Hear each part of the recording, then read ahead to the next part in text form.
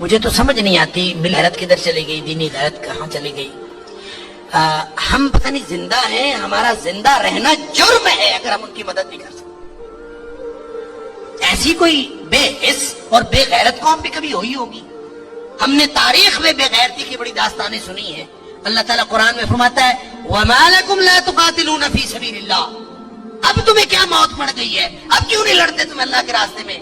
وَالْمُسْتَضْعَفِينَ مِنَ الرِّجَالِ وَالنِّسَاءِ وَالْوِلْدَانِ الَّذِينَ يَقُولُونَ رَبَّنَا أَخْرِجْنَا مِنْ هَذِهِ الْقَرْيَةِ ظَالِمِ أَهْلُهَا، پوری دنیا پر ظلم کی داستانیں ساری دنیا دیکھ رہی ہے۔ مسجد اقصیٰ کو آگ لگا دی گئی ہے، ہماری بچیوں کو، بہنوں کو، بیٹیوں کو وہ اپنے گھٹنے کے نیچے لے کے بیٹھے ہوئے ہیں، تصویریں سوشل میڈیا پر شیئر ہو رہی ہیں، بچے چھوٹے چھوٹے قتل کیے جا رہے ہیں، کسی کو غیرت نہیں آ رہی۔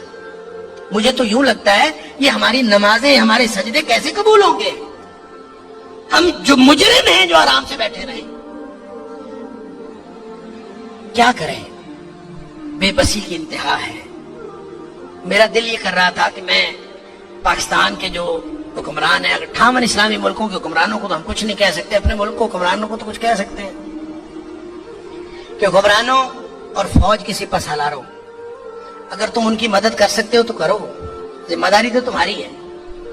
نہیں کر سکتے نا تو ہمیں ایک جہاز میں بھر کے وہاں بھیج دو، کم از کم ہم عزت کی موت ماری جائیں، کم از کم جا کے ہم وہاں پہ ان کے ساتھ شہید ہو جائیں، اللہ کو قیامت کے دن ہم اور نبی کریم صلی اللہ علیہ وسلم کو چہرہ دکھانے کے تو قابل ہو کہ اللہ ہمیں غیرت تھی، ہمارے اندر کو ملی اور دینی غیرت تھی۔ تو دعائیں ہو رہی ہیں، وہ کوئی کہہ رہا ہے کہ اللہ تو کو ابابیل بھیج دے اور ان کا فوج کی مدد کر دے، کوئی دعائیں کر رہا ہے، کوئی دعائیں کر رہا ہے۔ اس طرح کے لوگوں کی دعائیں اللہ قبول کوئی نہیں کرتا۔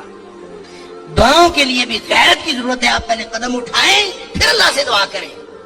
وہ بیچارے ساری ساری رات وہ لڑتے ہیں ان کے سامنے، دعا تو ان کی ہے، اور اللہ نے یہ آزمائش میں سمجھتا ہوں ان کی نہیں ہے، وہ تو جنتی ہیں، وہ تو انشاءاللہ بخشے ہوئے ہیں۔